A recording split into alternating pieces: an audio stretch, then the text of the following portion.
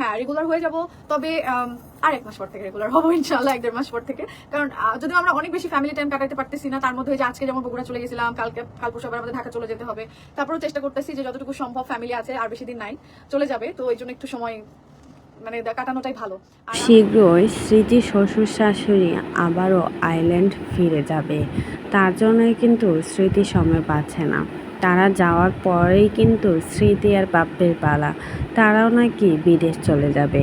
এসব কানা গোছাগুছি আর নিতে পারছে না স্মৃতি আইল্যান্ড চলে যাবে বাপ্পের সাথে, আর সেখানেই নাকি জীবনটাকে সুন্দরভাবে সাজিয়ে নেবে।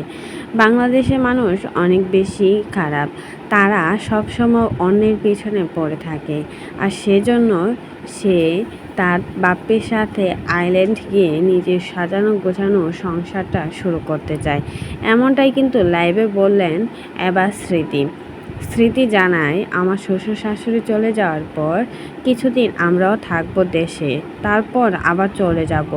এভাবেই আমাদের জীবনটা সুন্দরভাবে চলে যাচ্ছে। স্মৃতি কয়দিন আগেও কিন্তু মালদ্বীপ থেকে হানিমুন করে আসছিল, আর তখন মালদ্বীপে গিয়ে বলেছিল বাংলাদেশের মানুষ নাকি অনেক বেশি খারাপ, তারা অন্যের পেছনে পড়ে থাকে, আর বিদেশের মানুষ কখনোই সেটা করে না, তারা নিজেদের মতো নিজেদের টাইম স্পেন্ড করে থাকে। আর বাংলাদেশের মানুষ সবাই অন্যের পেছনে পড়ে থাকা ছাড়া আর কোনো কাজই নাকি নেই। 4 দিনের জন্য স্মৃতি বিদেশ গিয়ে বিদেশের কালচার বুঝে গিয়েছে, তাই তো এখন বিদেশে নাকি স্মৃতির অনেক বেশি ভালো লাগে। আসলে এই সব কিছুই কিন্তু ফারহানা বিথিকে উদ্দেশ্য করে বলে স্মৃতি, কারণ কোনো কিছু হতে না হতে ফারহানা বিথির নামটা সবার আগে চলে আসে, কারণ ফারহানা বিথি কিন্তু তাদেরকে এই জায়গায় নিয়ে আসছিল। আর এই জায়গায় না আসতে পারলে স্মৃতির লাইফে হয়তো বা বাপ্পি কখনোই থাকতো না। যার কাছে টাকা আছে তার কাছে ভালোবাসা আছে।